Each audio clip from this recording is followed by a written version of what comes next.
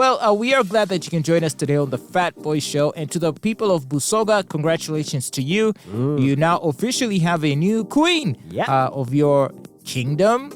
Some people say you're not a kingdom, but I'm happy to call you a kingdom. We call you a kingdom right here. We call you a kingdom, that's all right. And so the Kyabazinga wedded his beautiful bride. In a Bantu. That's what they call it in Busoga, I guess. Queen of Busoga. Queen of Busoga. Well, she's a beautiful girl. Yeah, she's a beautiful girl. And so no one's going to complain. You remember when the news broke out and were like, is she from Busoga? Right? Yeah. Because she has features that make us seem like she's from another region. Like she's from another region. Some region we like referring to. But the thing is, in Uganda, there's a lot of intermarriage and crossbreeding. So the idea of tribes, I think, pretty soon is going to be meaningless. Wiped out. Because today you're going to meet a lady who's light-skinned, is chubby and curvy, and she's a Mutesi. True. You're like, wait, what? What's happening here? Hang on, what's going on? That's very true. It's no longer, the way people like the belief and mindset that guys have out there that these kind of ladies are from this particular region and what. But the most light-skinned person in this building is from Lango. We are blessed. Sarah is a Lango woman. And she's the brownest person. She's the brownest, the thickest and everything. The brownest and the thickest. And yet, we have ladies from the west and from central and, that's how blessed Uganda is. So it's very interesting, this whole tribal thing. And who really cares? We're one people, one nation, and we love one another.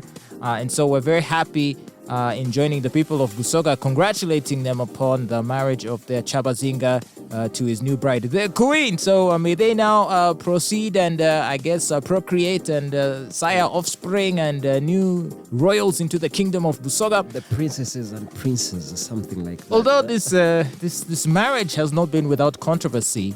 In the weeks leading up to the wedding, there were all these stories of women claiming to have been married to the king.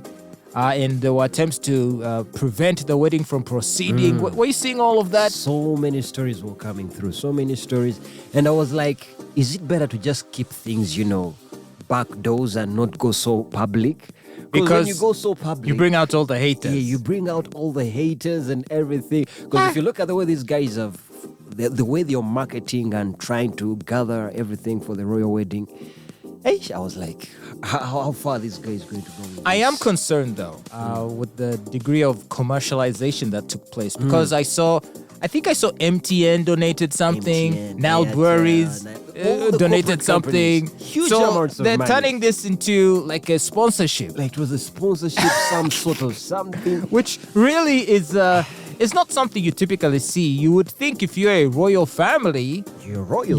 You have money. You have money. How can you be royal and yet you're running to companies? And you're running to companies to sponsor your royal as if wedding. you're like a music festival. Do you know what I mean? Just I get your point there. I get your point. And it's very, very weird. Very weird. Seems weird. Awkward. It does seem weird. Because anyone who knows anything to do with royal families, you believe that these people have the money, they're well-to-do of people. If you're royal, it must mean you have royal land, you have, you own properties and you are collecting revenues. But anyway, let's just take it as something that these corporate companies just wanted also to be a part of royalty. Yeah, but at this rate in future, in future royal weddings, these royals might be forced to wear corporate branded clothing. True, indeed.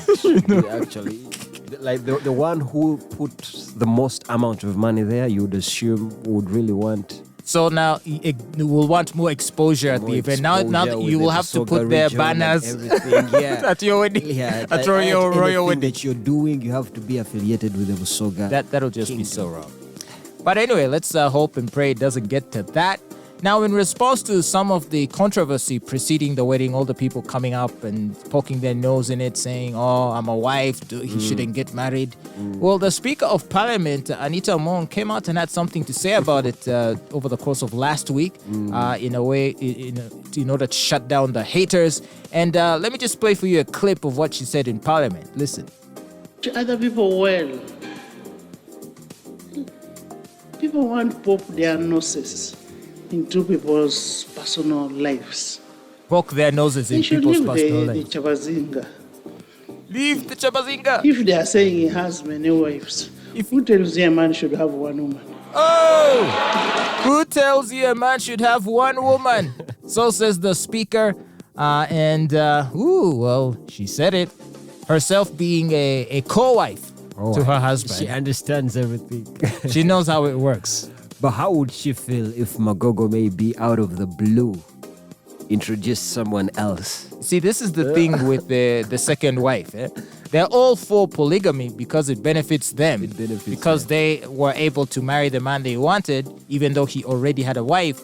Funny thing is, when now the man gets a third wife, all of a sudden polygamy is a no-no. Becomes a problem now. All of a sudden, you're like, wait, no, I can't allow this. But hey, how come you didn't think about that and how the first wife must have felt when he announced to her that he was taking you on as a second wife? The irony of all that, man. Right? Like, It's all because I bet if you asked Magogo's first wife, I'm sure she'd say, well, I was a bit I don't think to in order to be politically correct, she might say, yeah, I don't mind, but I think deep down she would have to say, look, man, I wasn't cool with it, man. I thought it was just me and him. Definitely. I thought we were happy. Whatever the Speaker of Parliament had to say there was just trying to cover up and back up and be on the side of the kingdom.